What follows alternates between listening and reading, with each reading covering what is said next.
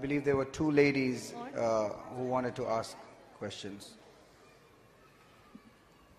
My name is Anida. I'm a nurse.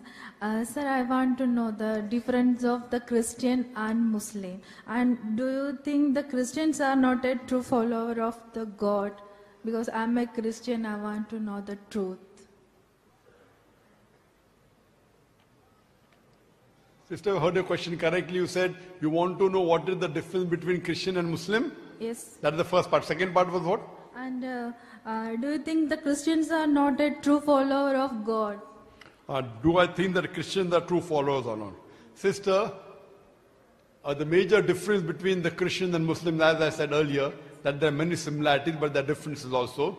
Islam is the only non-Christian faith which makes it an article of faith to believe in Jesus Christ, peace be upon him.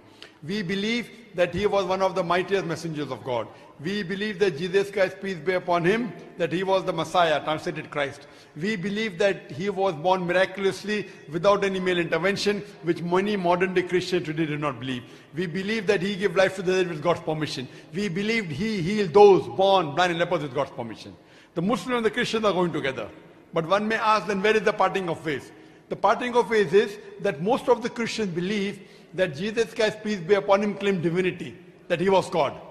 In fact, if you read the Bible, there is not a single unequivocal statement in the complete Bible where Jesus Christ, peace be upon him, himself says that I am God, or where he says worship me. In fact, if any Christian can point out a single unequivocal statement from anywhere in the Bible where Jesus Christ, peace be upon him, himself says that I am God, or where he says worship me, I am ready to accept Christianity. In fact, if you read the Bible, Jesus Christ, peace be upon him, clearly mentioned. It's mentioned in the Gospel of John, chapter number 14, verse number 28. Jesus Christ, peace be upon him, said, my Father is greater than I. Gospel of John, chapter number 10, verse number 29. My Father is greater than all. Gospel of Matthew, chapter number 12, verse number 28. I cast out devil with the Spirit of God. Gospel of Luke, chapter number 11, verse number 20. I with the finger of God cast out devil. Gospel of John, chapter number 5, verse number 30. I can of my own self do nothing. As I hear, I judge, and my judgment is just. For I seek not my will, but the will of Almighty God. Anyone who says, I seek not my will, but the will of Almighty God, he is a Muslim. Jesus Christ, peace be upon him, is a Muslim. He never claimed divinity. It's clearly mentioned in the book of Acts, chapter number 2, verse number 22. It says, ye men of Israel, listen to this. Jesus of Nazareth, a man approved of God amongst you by wonders and miracles and signs which God did by him, and you witness to it. A man approved of God amongst you by wonders and miracles and signs which God did by him, and you witness to it. So God did by him, and you witness to it. So if you analyze and if you read the Bible, Jesus Christ, peace be upon him, never claimed divinity, but he was one of the mightiest messengers of God. You asked me the question that do the Christians worship true God? Correct, sister? Sister, second part of the question was? Sister? Is the sister there on the mic? Yeah. Okay. Sister, second part of the question was?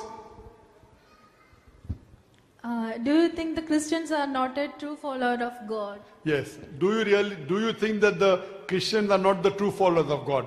The true Christians are the true followers of God. The false Christians are the false followers of God. As far as the false following of God is concerned, most of the Christians believe that Jesus is God, which is totally false. Nowhere did Jesus Christ, peace be upon him, himself say in the Bible that is God. That is the teachings of Paul, Saint Paul, not of Jesus Christ, peace be upon him. The true Christians, what they believe, that Jesus Christ is the messenger of Almighty God. And Jesus Christ already said and prophesied many places the coming of the last and final messenger, including in Gospel of John, chapter number 16, verse number 12 to 14, Jesus Christ, peace be upon him, said that I have many things to say unto you, but ye cannot bear them now. For he, when the Spirit of truth shall come, he shall guide you unto all truth. He shall not speak of himself. All that here shall he speak, he shall glorify me. Now this Spirit of truth is no one but the last and final messenger, Prophet Muhammad, peace be upon him. So true Christian is a person who follows the teachings of Jesus Christ, peace be upon him. And Jesus Christ, peace be upon him, said that there is another comfort to come. And the last and final messenger is Prophet Muhammad, peace be upon him. So the true Christian As the Quran says in Surah Al-Imran chapter 3 verse number 110, Minhumul mu'minuna wa aksarumul fasikun. That among the Ahl Kitab there are some who are mu'min, who are believers, but the majority are perverted transgressors. So I believe that the majority of the Christians worship the false god that is Jesus Christ, peace be upon him. But few Christians are mu'min who believe in Jesus Christ, peace be upon him, the messenger, and they believe Prophet Muhammad is the last and final messenger, and they believe in Allah subhanahu wa ta'ala. So sister, do you believe that there is one God? Sister, do you believe there is one God? Yeah, I'm believing one God. Do you believe Jesus is God or is he a messenger? Jesus is a messenger. MashaAllah. Do you believe that Prophet Muhammad is the messenger of God? Yes. MashaAllah. That means you're a Muslim, sister. And I would say you're the true Christian who follows the teachings of Jesus Christ, peace be upon him, and has come to the straight path. So sister, would you like to take the Shahada? Would you like to take the Shahada? Yeah. Okay. Is anyone forcing you, sister? Nobody forcing me. Are you doing out of your own free will? Pardon? Are you doing out of your own free will? Yes. Is anyone bribing you? No. Because Nobody. forcing anyone to accept any religion is prohibited in Islam, and I believe it is also prohibited in Dubai. You cannot force anyone to accept Islam. It's not allowed in Islam. It's not allowed in this country. But if you're doing out of free will, then no one can stop you, and surely you can accept, sister. So inshallah, say it in Arabic and you can repeat it. Okay. Ashhadu Ashhadu Allah Allah ilaha ilaha illallah illallah wa ashhadu wa ashhadu anna anna Muhammadan Muhammadan abduhu abduhu wa rasuluhu. wa rasuluhu. I bear witness I bear witness that that there is no God there is no God but Allah, but Allah, and Prophet Muhammad and Prophet Muhammad is the messenger is the messenger and servant of Allah. and servant of Allah. MashaAllah, you become a Muslim, sister, and I pray to Allah subhanahu wa ta'ala to guide you more and grant you Jannah, and maybe a source to grant other people to Jannah, inshallah. Jazakallah, sister.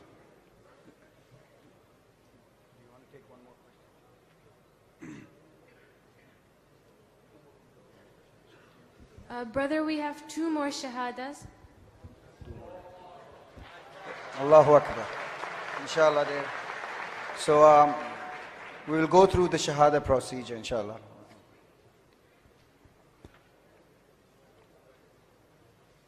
May I know your name, sisters? I'm Lizelle Taan. Sorry, sister Michelle. Lizelle. Mizel. And the other sister? I'm Lori. MashaAllah. Sister, do you believe there is one God? Yes. Both of you believe there is one God? Yes. Do you believe Jesus is the messenger of God? Yes. Do you believe that Prophet Muhammad is the messenger of God? Yes. Sisters, is anyone forcing you No. to accept Islam? No one. You're doing it out of your own free will? Yes. Inshallah, say it in Arabic and you can repeat it. Ashhadu Ashhadu Allah Allah ilaha ilaha illallah illallah wa ashhadu wa ashhadu anna anna Muhammadan Muhammadan abduhu abduhu wa rasuluhu. wa rasuluhu. I bear witness I bear witness that that there is no God there is no God but Allah, but Allah, and I bear witness and I bear witness that that Prophet Muhammad Prophet Muhammad is the messenger is the messenger and servant of Allah. and servant of Allah. MashaAllah, become a Muslim. Allahu Akbar. And I pray to Allah subhanahu wa ta'ala to grant you Jannah. Alhamdulillah. And I request the volunteers that see to it that you take the phone numbers of these new reverts so that you can, if they require any help in terms of knowledge, in terms of support, in terms of social support, see to it that you help them out. And it is the duty of every Muslim that whenever a non-Muslim accepts Islam, you should welcome them and see to it that whatever difficulties they have, that you make the difficulties easy. And I request the volunteers to note their numbers and guide them to the right sources available and organizations available. In Dubai, there are various organizations like Darul Bil, organizations like Kalima Center and other centers where there are sessions and lectures for non-Muslims which give them tarbiyah and help them in whichever way they require. Jazakallah. Sure. And I hope no one is forcing you. No, no, no. You're one doing is out of your own forcing free me. will. Certainly no, yes. Yes, very good. Ashhadu Ashhadu Allah Allah ilaha ilaha illallah illallah wa ashhadu wa ashhadu anna anna Muhammadan Muhammadan abduhu abduhu wa rasuluhu. wa rasuluhu. I bear witness. Allahu Akbar. Do we have any non-Muslims on any of the mics of the sisters? Okay, we have one in the right-hand side. Go ahead, sister. Salam alaikum ji. I am a Hindu, Amuta Ramesh. I am a diploma engineering. Sorry to asking this question. Hindu believes their religion, Muslim believes their religion, but when both are meeting, Hindu will not trying to convert in Hindu, but the Muslims, why do they are trying to convert in Muslims?